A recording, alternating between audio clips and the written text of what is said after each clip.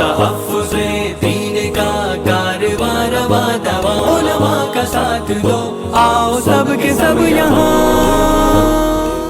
قرآن کریم کے نزول کی سب سے اولین اور بنیادی حیثیت یہ ہے کہ وہ ہدایت نامہ ہے۔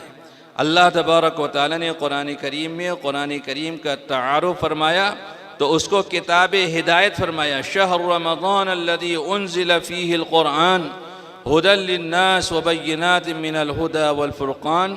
رمضان یہ وہ مبارک مہینہ ہے جس میں اللہ تبارک و تعالیٰ نے قرآن پاک کو نازل فرمایا ہے۔ اور قرآن کریم کیا ہے؟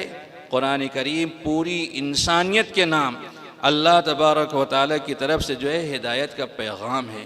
قرآن کریم پر غور و تدبر کرنا، قرآن کریم کی آیات کی تلاوت کے ساتھ ساتھ قرآن کریم کے معانی و مطالب کو سمجھنا اور اس کے تقاضوں کے مطابق عمل کرنا، یہ اہل ایمان کی صفت ہے۔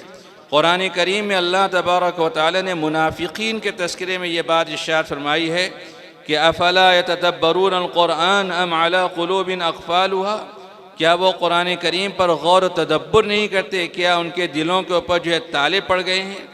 اگر قرآن کریم کو صرف ریشم کی جزدان میں بند کر کے گھر کے سب سے اونچے طاق میں حصول خیر و برکت کے لیے سجا دیا گیا تو یہ قرآن کریم کے اوپر ظلم عظیم ہے، اور اس ظلم عظیم کی بنا پر کل قیامت کے دن اللہ تبارک و تعالیٰ کی بارگاہ میں جواب دہ ہونا پڑے گا۔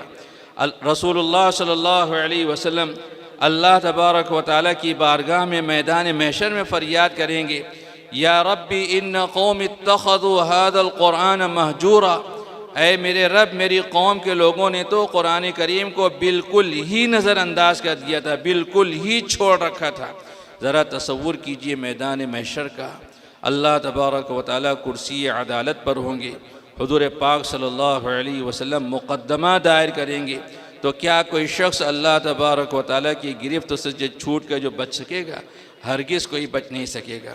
تو قرآن کریم کا یہ ایک بنیادی حق ہے کہ قرآن کریم کی آیات کی تلاوت کے ساتھ ساتھ اس کے معانی و مطالب کو سمجھنے کی کوشش کی جائے اور اس کے اوپر عمل کا جذبہ اپنے دلوں کے اندر پیدا کیا جائے۔ صرف اسی چیز کے ذریعے سے اللہ تبارک و تعالیٰ اہل ایمان کو، مسلمانوں کو عروج و اقبال عطا فرمائیں گے۔ اللہ تبارک و تعالیٰ ذلت و رسوائی سے نکال کر کے عزت و احترام کی شاہراہ پر گامزن فرمائیں گے۔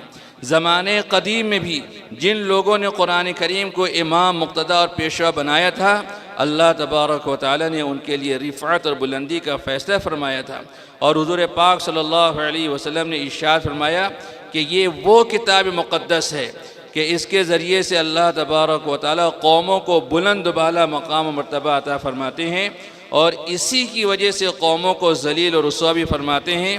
جو قرآن کو اپنا مقتدی اور قائد بناتا ہے اس کے لیے عزت و رفعت ہے، جو قرآن کریم کو نظر انداز کر دیتا ہے، پس پشت ڈال دیتا ہے، اس کے لیے ذلت و رسوائی ہے۔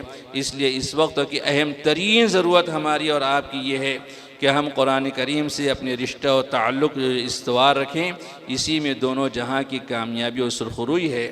مالیگاؤں کے ایک شاعر جناب مسلم مالیگامی رحمۃ اللہ علیہ تھے، وہ فرماتے ہیں کہ ذی رتبہ و ذی منشب و ذی شان رہے گا، ذی رتبہ و ذی منصب و ذی شان رہے گا، محفوظ ہر ایک خطرے سے ایمان رہے گا، قرآن پہ عمل کرنے کی حاصل ہو جو توفیق، دنیا میں مسلمان رہے گا۔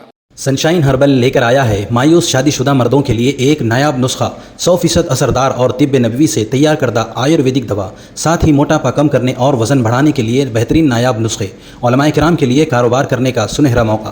مزید تفصیلات کے لیے ابھی کال کریں۔ چوکو اسٹار اعلیٰ کوالٹی کے عمدہ لذیذ چاکلیٹس، علماء حفاظ اور تجارت کرنے والوں کے لیے بہترین موقع۔ چوکو اسٹار اورنگ آباد۔ مزید تفصیلات کے لیے ابھی کال کریں۔